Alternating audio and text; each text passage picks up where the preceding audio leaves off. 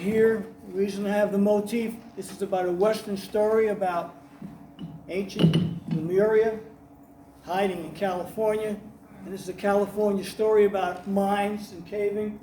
And what I discovered just by reading an excerpt from a book. As I said, my name is Stephen Sindoni, and independent researcher.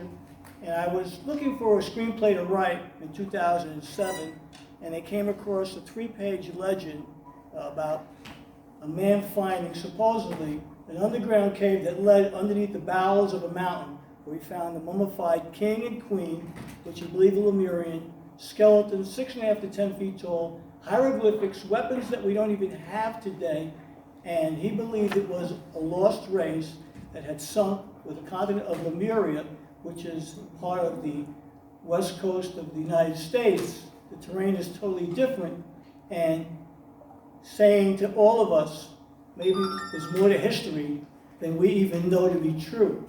So after me reading this excerpt, I decided that I was going to go to the New York Public Library and spend about 3 weeks to research this, to find out, was there really a man of the legend? Was there a Lord Cowdray? Was there a mining company?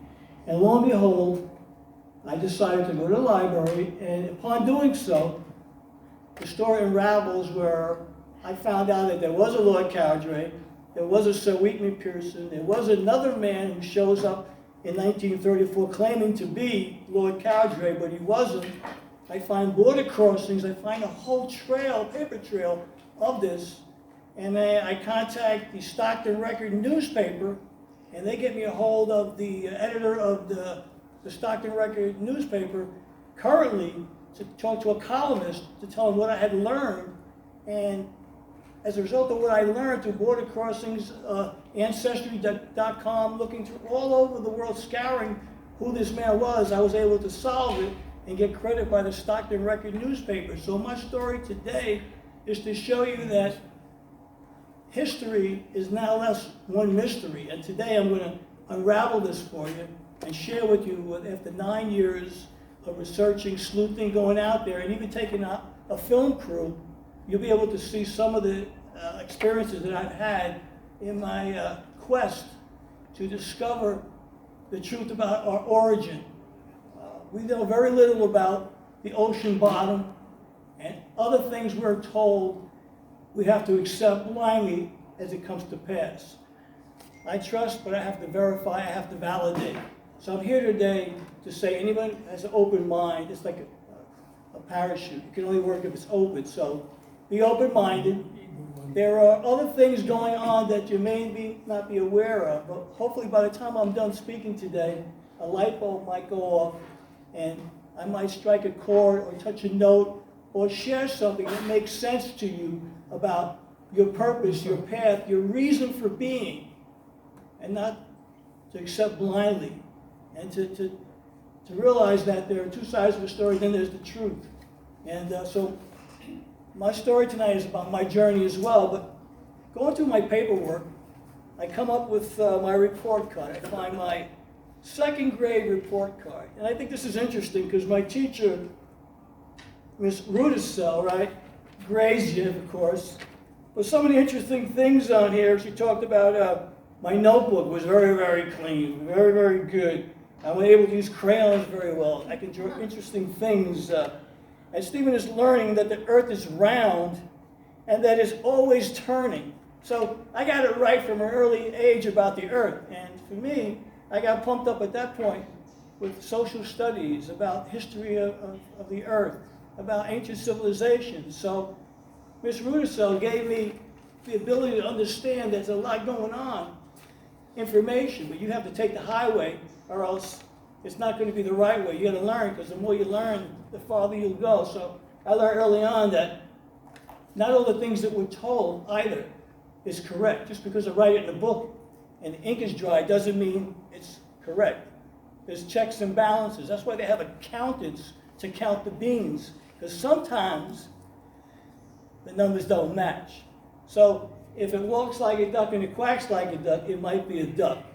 So understand, I'm just the messenger. Don't hate the player, hate the game. And people want to come up. I've got all records here showing border crossings. I show photos of the individuals. I show marriage and death. And one of the key things that I'll share with you is that in order to solve this, I had to find a man who claimed he was worth $40 million in 1934 when he shows up in Stockton, California. Well, he was worth 40 million pounds because he was British.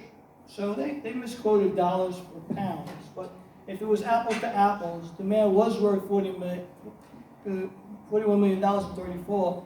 And in 1940, when he died, in his probate, which I have the records of, it was $41 million that he left his wife, Mary Bodie, or Mary Body, whichever you prefer, Bodie or Body, potato, potato, Stephen or Stephen.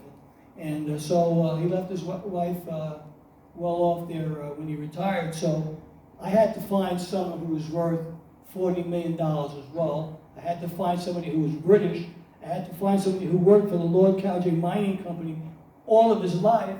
I had to find someone who named his son Bernard Wheatman Bodie in respect for his boss, Sir Wheatman Pearson.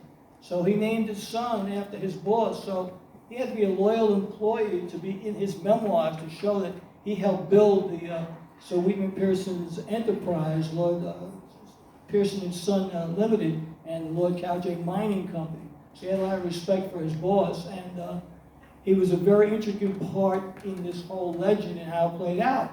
But how it really plays out is that in the legend it talks about, J.C. Brown talks about his father-in-law got involved, his brother-in-law got involved. Well, one of them died, J.C. Brown's son dies, and all of a sudden the vault is in Texas, and they're visiting this vault in Texas, taking the goods out now to Canada to get it back to England. And the kicker in the whole story is, in part two I would have showed you, is that Sir Lord Cowjay left a clue in history. When he came across a border crossing, he wrote the name Brown down, crosses it out, and puts down Lord Cowjay behind it to let everybody know I'm going to stick it in the Americans' craw because they followed him every time he came to the United States. John Benjamin Body was kidnapped. His son died at 17, probably because he wanted to go after help Dad to go back to look for this treasure that they wanted to get out. Why was it in the vault in Laredo, Texas? Because they couldn't get it all out over the border because they had to go through customs. So they had to figure out a way. John Benjamin Body couldn't have his name on the bank information because he was too high-ranking in the Lord Cowjay Company. So his brother-in-law, his father-in-law, all were the ones who were the boroughs to transfer these things in and out of the country so they could get it back to England. Lord Cowjay, just so you know, you're looking at a East River tunnel. Lord Cowjay, Sir Wheatman Pearson, is responsible for people getting over that Midtown tunnel. The man was worth $327 million when he crossed over in 1927. We're talking about one of the richest men who financed the Navy, the British Navy. World War I, he kept them afloat. Sold his business at the end there to Dutch Royal Shell, which is now Shell Oil, which you gas up. We're talking about men that were prominent, who built this city, who put a name out there that they're trying to suppress the history of. It's wrong. History is now less